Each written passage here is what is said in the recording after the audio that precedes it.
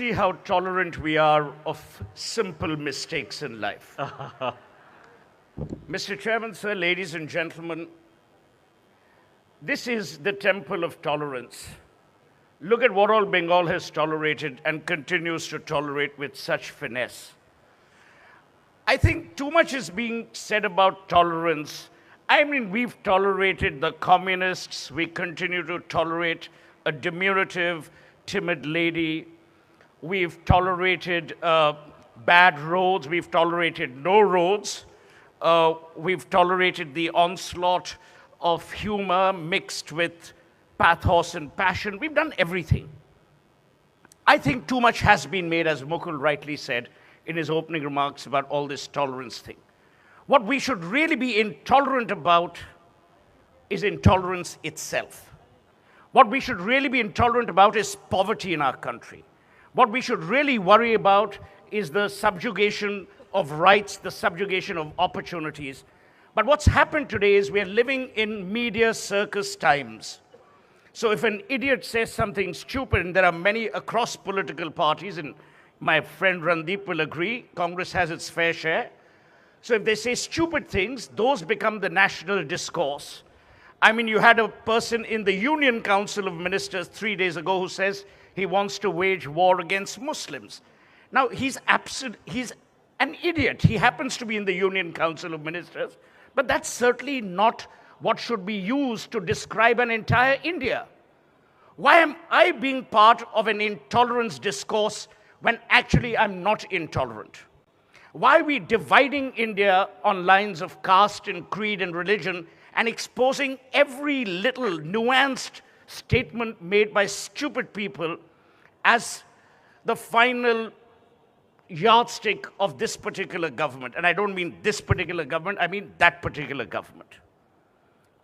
Why are we dividing India on lines of caste and creed and religion and exposing every little nuanced statement made by stupid people as the final yardstick of this particular government? And I don't mean this particular government, I mean that particular government. I think too much has been made over the last few days, over the last few months, and there is a bit of an issue there. I'm not for once supporting the fact that the Prime Minister doesn't speak up when he should. I think he should. But that's for the Prime Minister to decide. But I'm also of the opinion that we don't need a media circus playing on our television channels every evening, almost suggesting that the idea of India has either failed or is about to diminish, because the idea of India is stronger than stupid utterances that will be made in a democracy as vibrant as ours, with as many television channels as we do, of course, with the sagacity and wisdom of one particular anchor here. So where are we today in India? I believe intolerance per se has always existed in our DNA. I remember when I was growing up, I'm a Punjabi, but more a Bengali, Ma, Mati, Manush, and I'm not doing a slogan for Mohammad Adi. I remember when I was growing up, I was very intolerant about the Marwadis. I know many of my Bengali friends were intolerant of the Marwadis. Some of them still are. We grudged them their bedmi alu, we grudged them their wealth, we grudged them their ability to get school and club admissions. Thankfully, many of them aren't here, but they're many of my friends. We're intolerant about the way we describe people in our country. Everyone from the Northeast is referred to as chinky. That's intolerance. That's utterly despicable. Everyone south of Vindhyas is a Madrasi. We're intolerant about people's right to dissent. We're intolerant about people's right to disagree. We're intolerant in the manner in which we actually agree to create a more vibrant, more equal, more gender-neutral corporate India. But to use things like the sedition issue that happened at JNU, which, by the way, I've always said was something that was blown out of proportion. It shouldn't have been. I mean, we cannot expect forced slogans to destroy the idea of India. But having said that, that should not be the yardstick to say, oh, why was he arrested? He was arrested because there was a legal anomaly, and the courts will decide. Television channels can't and mustn't decide.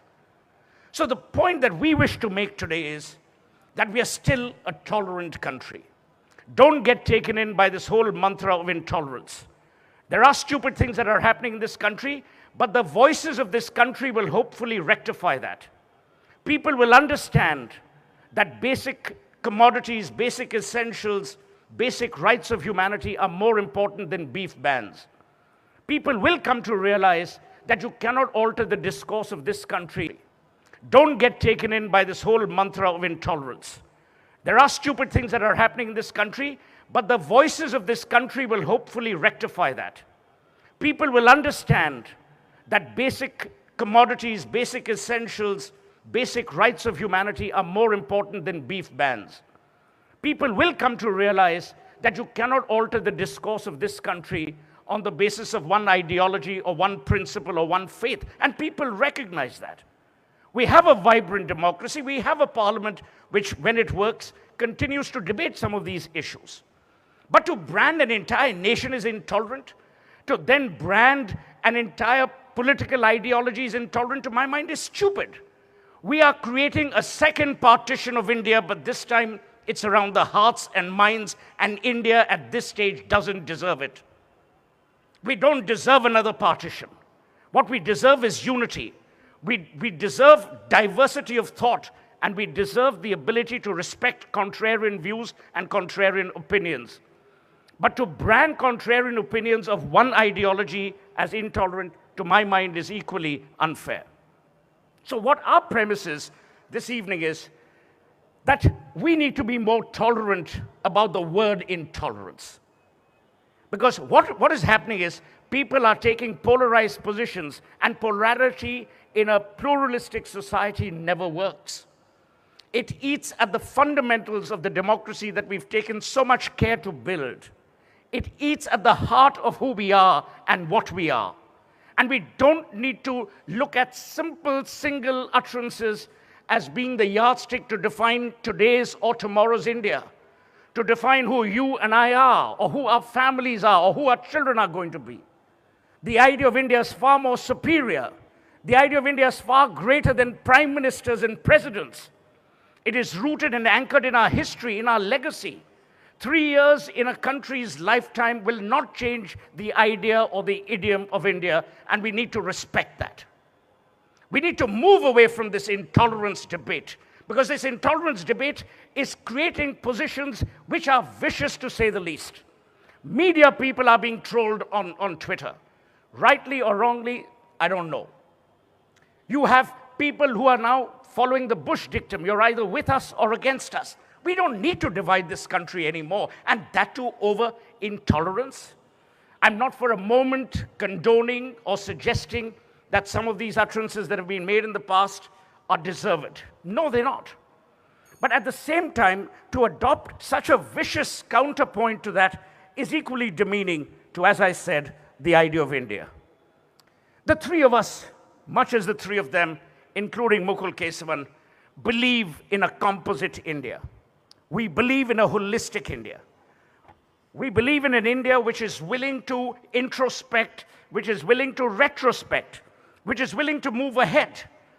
This is the land of ideas. This city gave birth to more ideas which engineered the diversity and the unity of India, more than any other place in India. This city recognizes the power of ideas, and equally the weakness of ideas that splinter, that divide, and that are fraught with sensationalism. So when you vote for the motion today, vote with your heart. Vote for an India. Don't vote for stupid statements. Vote for what is real. Don't vote for what is seen. Vote for not the 9 p.m. slot. Vote for the 24/7 idea of India we need to believe in, we need to engender, and we need to perpetrate, because that's the India that will remain. Television channels, newspapers, including Avigdas, will move and live from day to day, but the idea of India will endure. And in that idea of India, we have shown time and again, we are Indians, we are tolerant, and we are respectful of diversity. Utterances should not become the leitmotif of tomorrow's India, as they mustn't of today's. Thank you so much.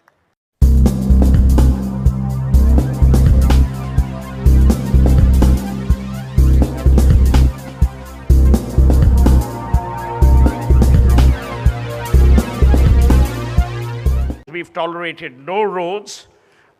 We've tolerated the onslaught of humor mixed with pathos and passion. We've done everything. I think too much tolerance. I mean, we've tolerated the communists. We continue to tolerate a diminutive, timid lady. We've tolerated bad roads. This is the temple of tolerance. Look at what all Bengal has tolerated and continues to tolerate with such finesse. I think too much is being said about. See how tolerant we are of simple mistakes in life. Mr. Chairman, sir, ladies and gentlemen,